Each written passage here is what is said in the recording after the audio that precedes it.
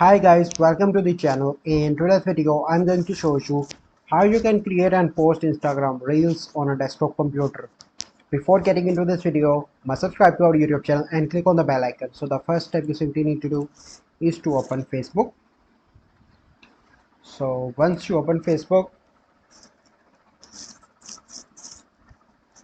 you simply need to select any page and go into the Meta Business Suite.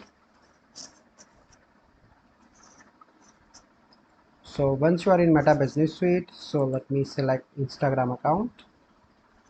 So this one, and click on create reel.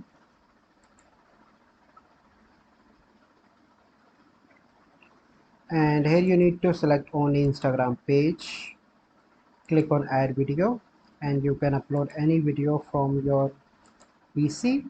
So let me select a sample video. One of the Okay, here you can add captions and the other things. So this is the process by which you can create and post Instagram reels on a desktop computer.